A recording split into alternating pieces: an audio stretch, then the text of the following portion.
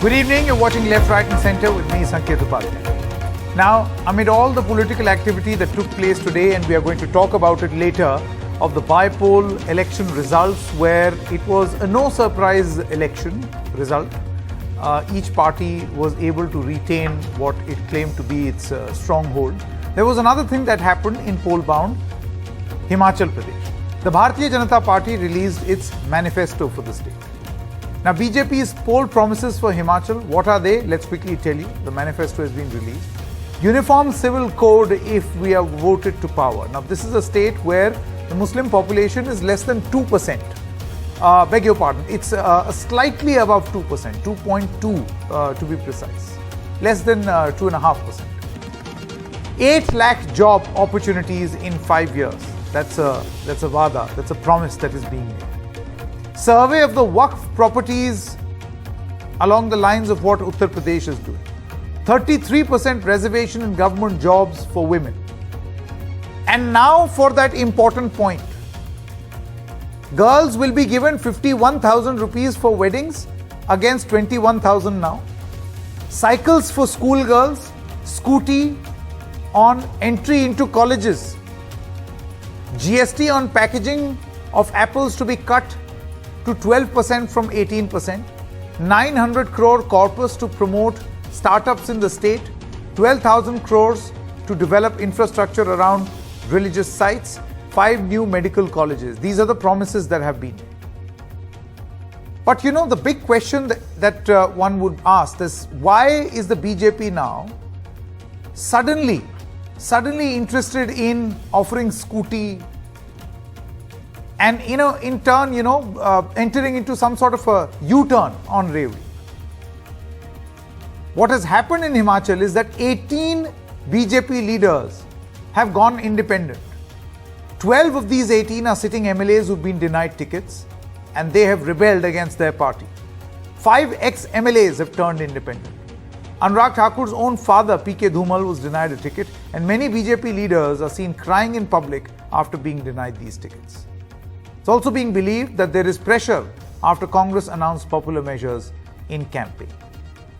But let's quickly tell you what the BJP's original position was, at least a few months ago, on rewri politics.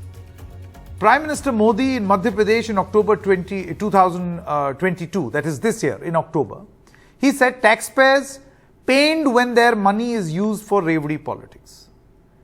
PM then in Uttar Pradesh in July 2022 had said rewri politics is dangerous for the country's development. JP Nadda in November this year said that there is a fine line between empowerment and allurement. Actually, this is a statement that has been made today because he was asked this question, that you have made these comments on rewri and now you yourself are promising, making these tall poll promises that involve giving out cash doles, that involve giving scooties. To that, the BJP chief JP Nadda says, there's a fine line between empowerment, allurement. We are committed to empowering women and farmers.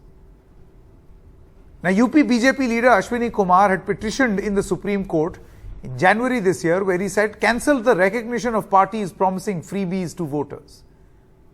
So what has the BJP done in the state of Himachal Pradesh? You see, the problem is the definition. What is a freebie and what is a welfare scheme?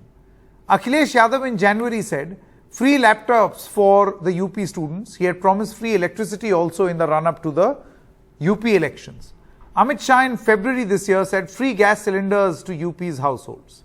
Goa government in August said free laptops for SC and ST students. Aam Aadmi Party in Punjab says free electricity up to 300 units. 2013 to 2017, Odisha actually distributed 59,000 phones. Each of these leaders say that we are empowering people. This is empowerment. So who decides what is empowerment and who decides what is rewri? If there is a thin line, who decides that thin line? Will the BJP not be accused of crossing that thin line in Himachal Pradesh with scooty and cash doles? Now let's take a look at the central government's own freebies or handouts. In the PM Kisan Yojana, 6,000 a year to farmers, the budget allocation in the year 2018 was 68,000 crore rupees. In the Garib Kalyan Anna Yojana of 2020, 5 kg free food grains every month to the poor. The budget allocation is 80,000 crore rupees. It may be discontinued now. The Swachh Bharat Abhiyan involves subsidies for building of toilets. Now, all of this, rightfully so, is the duty of a government because it is the duty of a welfare state. These are steps for the welfare of the people. In a situation like this, who decides what is welfare and who decides what is rewri? Is this the return of the rewri and the rewri politics discourse all over again?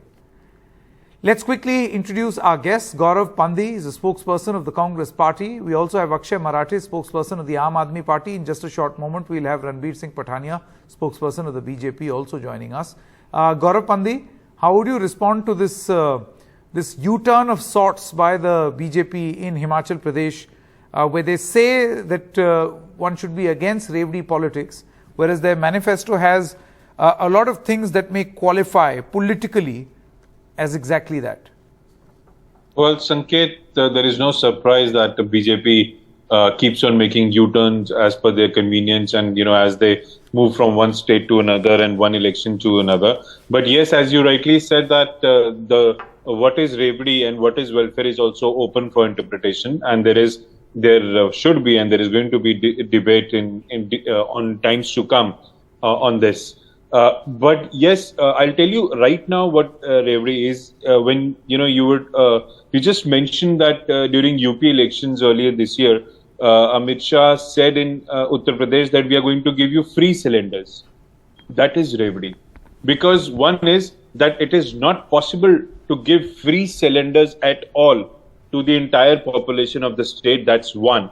And second, most important point is what they say they do not do.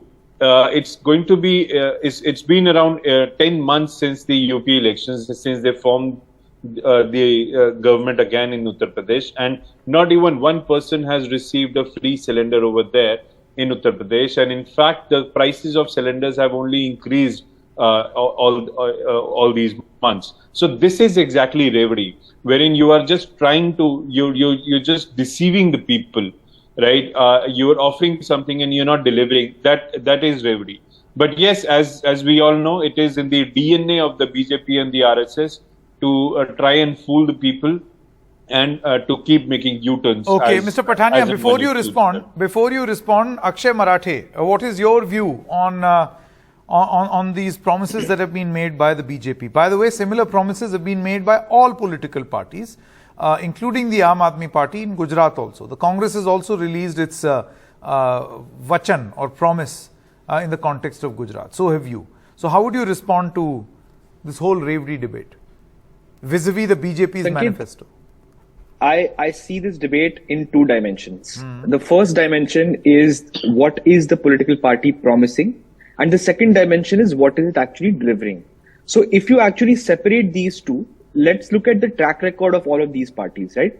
In the last 7 years, the Aam Aadmi party has not only promised free electricity, it has actually delivered free electricity in the state of Delhi and Punjab. Aam Aadmi party not only promised free water, it actually delivered free water. We promised free and high quality education and healthcare, we delivered on that. So I think the question of promises versus delivery is very important when it comes to this debate. The people of India actually trust Mr. Arvind Kejriwal and his promises because he has shown that not only does he make these promises, he's able to show that it can be done in governance also. And the second dimension of this is when it comes to the delivery, how are you delivering it?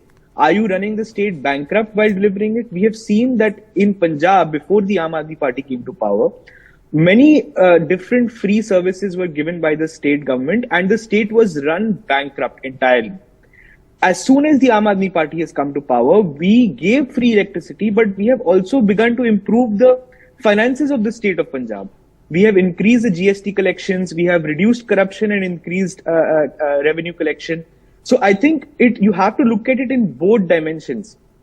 On the other hand, Sanket, the Prime Minister, when he criticizes rewri politics, he should also introspect that he is the same Prime Minister who has given 10 lakh crore rupees of loans to his corporate crony capitalist friends, and he has reduced corporate tax in India by 15 lakh crore rupees per annum.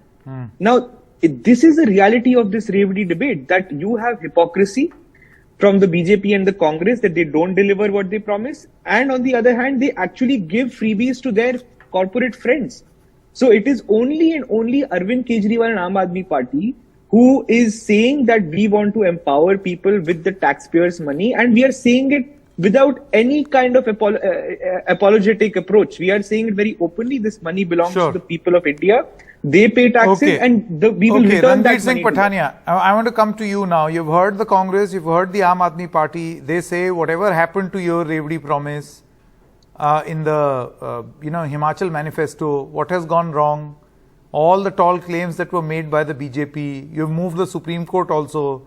The Supreme Court has made very powerful observations also on distributing these doles and freebies.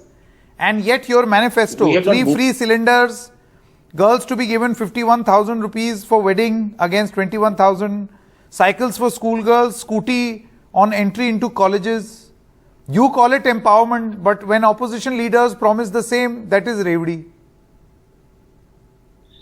Sanket, one thing we need to understand very clear, very deep, and we could say no two opinions about it, that we cannot succeed as a nation and as a society unless and until we keep on demonizing each other. Democracy cannot run while we keep on demonizing each other. The dividing line with regard to Rewris remains that the welfare politics and immediate dues. The law remains that law has to be administered every step of the government, every bounty of the government, every welfare step of the government, it needs to be distributed equally. But at the same time, equality cannot be if we serve equal among us unequals. Every politics, Prime Minister himself sounded a red herring. A government which indulges in revenues, it cannot build highways, it cannot build infrastructures, it cannot make a government self-reliant on the defense sector also. But Hanyaji, the point here is different.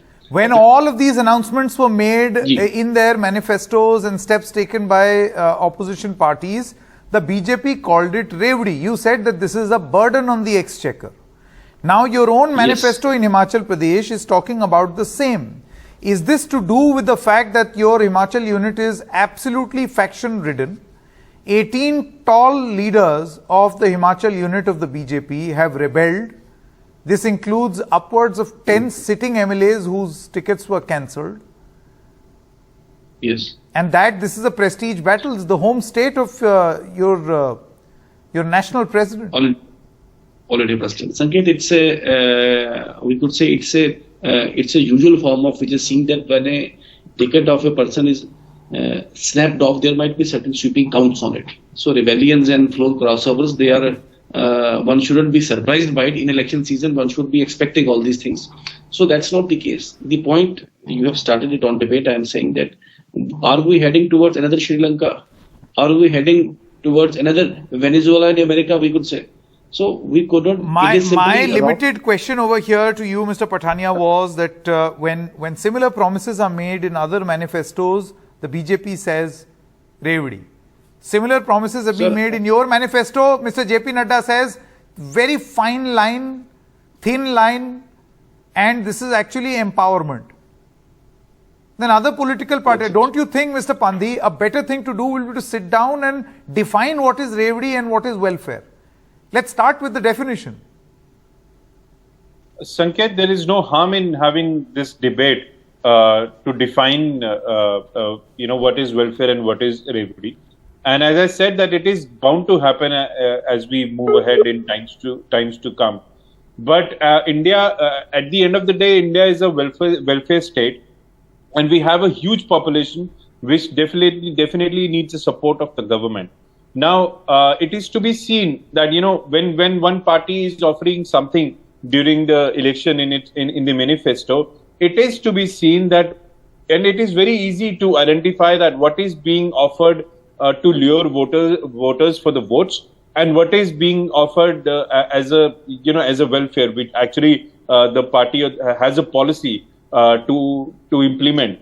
So or has a past record.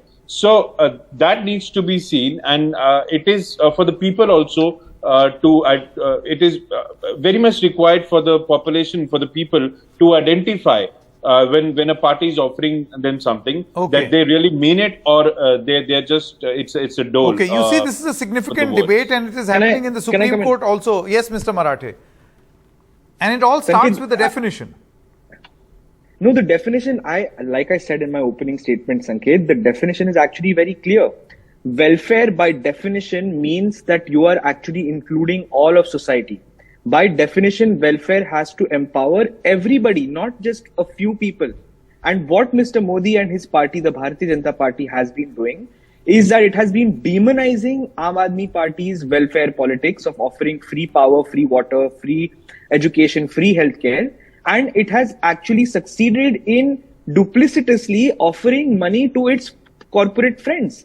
So that is the definition of the distinction between what is a rewri and what is welfare.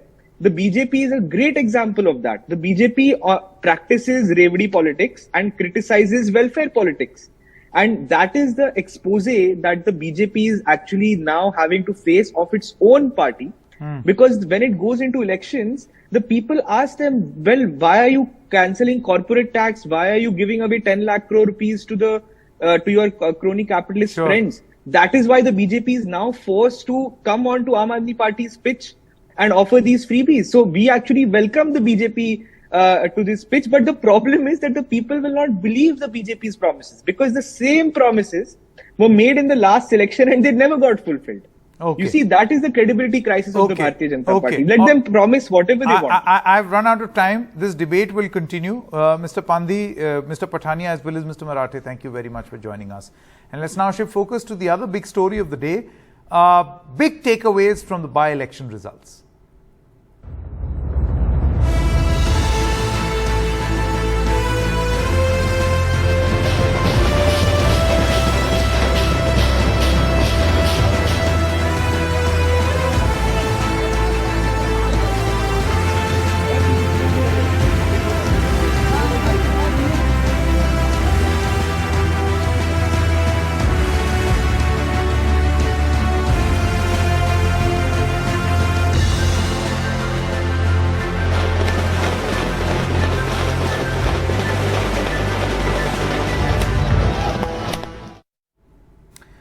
So here are the takeaways. Congress has lost 2 seats. There have been gains for the BJP and the Telangana Rashtra Samiti.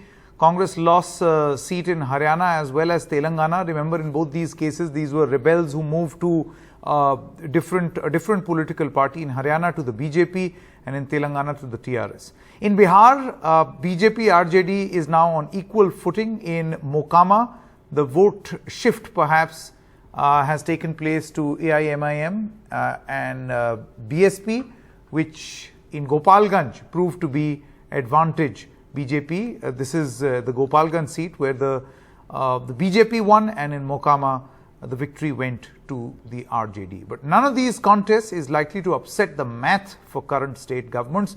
But with regional parties looking to put together a united front for 2024 Lok Sabha elections just a year and a half away, these could serve as booster shots or perception busters depending on the results. Let's first take a look at what happened in Munugode in Telangana. The TRS managed to win the Munugode bypoll by more than 10,000 votes, even though the BJP candidate gave a tough fight, with critics saying it is not politics but money that won the day. This battle happened between money, power, machinery and governments. So we knew we were fighting 2 giant titans. And as you can see, money and liquor was what ran the show. The TRS had gone all out to win this election, with the Chief Minister holding 2 public meetings and deploying his entire team of ministers and MLAs to ensure a win. I think you know Mr. Amit Shah and Yogi Adityanath and other chief ministers and all central ministers, Mr. Nadda, BJP All India President himself, they all came here for this election. Why not TRS? No government is going to fall or form due to the outcome of this election, and yet The perception was that this was going to set the stage for assembly elections next year, and that's why it became a high stakes battle, and the Chief Minister went all out to ensure that the TRS wins. BJP candidate Kumar Rajgopal had quit as Congress MLA, necessitating the bypoll that saw heavy spending by both the TRS and the BJP. For the Congress, that Kumar Rajgopal had quit to force the bypoll. Telangana రాష్ట్రంలోని TRS party ఎమ్మెల్యేలు ఎంపీలు మంత్రులు TRS నాయకులు మొత్తం 3వ తారీఖు సాయంత్రం వరకు మునుగోడులోనే ఉంది. డబ్బు మద్యం పంచి అధర్మంగా గెలిచే ప్రయత్నం చేయడం జరిగింది. For the Congress, it was humiliating for the candidate to even lose her deposit. The Congress has ended up as a distant third in the Munugod bypoll and therefore lost out even in the perception battle that it is capable of giving a challenge to the TRS to come to power in Telangana in 2023. In Bihar, BJP and Rashtriya Janata Dal were able to retain their respective seats, Gopalganj and Mokama, but for Tejasvi Yadav's RJD, which lost Gopalganj seat by just 2,000 votes. It is OAC's AIMIM and BSP who actually played the spoiler by getting around 20,000 votes.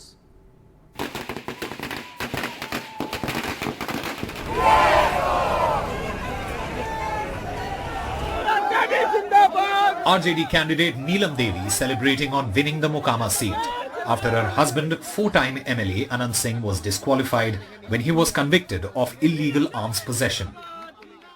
वहाँ मोकामा क्षेत्र की जनता किसी जुमलेबाजी और बहकावे में नहीं आएगी. जितना विधायक जी जनता को सेवा किए हैं, दुख में सुख में और विकास किए हैं, जनता उसी का तो रिजल्ट दे रहे हैं.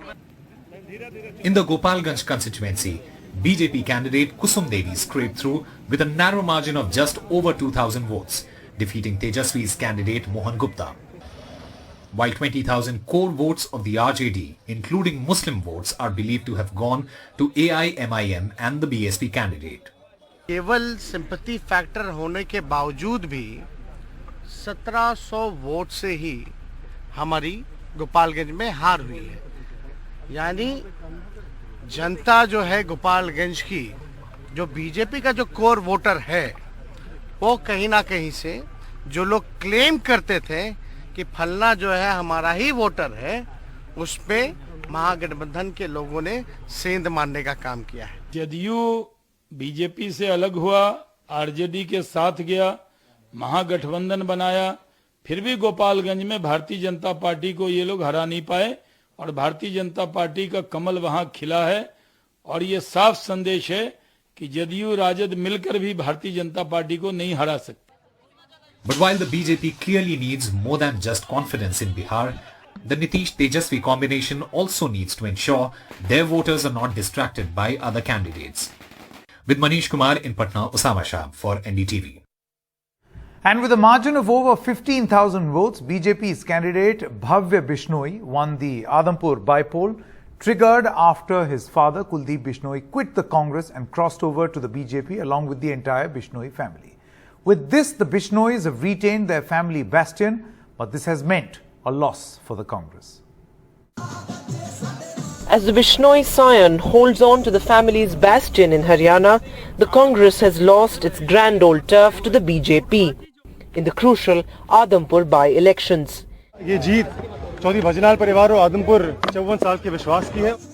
With a margin of over 15,000 votes, BJP candidate Bhavya Bishnoi won the by-polls, triggered after his father Kuldeep Bishnoi quit the Congress and crossed over to the BJP. ये जीत माननीय नरेंद्र मोदी जी की नीतियों की जीत है. ये जीत माननीय मनोहर लाल खट्टर जी की कार्यशैली की जीत है. ये जीत आदमपुर हलके में चौधरी भजनलाल परिवार का 54 साल का विश्वास, ये उसकी जीत है. भूपेंद्र हुड्डा को धूल चटाने के लिए आदमपुर हलके की जनता को बधाई. Even as the Congress's campaign failed to cash in on anti-incumbency claims against the BJP, with all prominent Haryana Congress leaders other than the Hoodas doing the disappearing act in the run-up to the polls, Congress veteran Jai Prakash gave a tough fight to 3-time Haryana Chief Minister Bhajan Lal's grandson. 2024 में हरियाणा में कांग्रेस सरकार बनाएगी। इस नतीजों ने यह सिद्ध कर दिया है कि हरियाणा प्रदेश से इंडियन नेशनल लोकदल और आप पार्टी का सफाया हो गया। जो फिक्सिंग की राजनीति लोग करते थे, लोकदल वाले, बीजेपी वाले, उसका खात्मा हो गया। तो 52,000 वोट कांग्रेस ने यहाँ लिए। The Adampur verdict is a culmination of a high-voltage campaign with heavyweights of all the three major parties in fray on the campaign trail.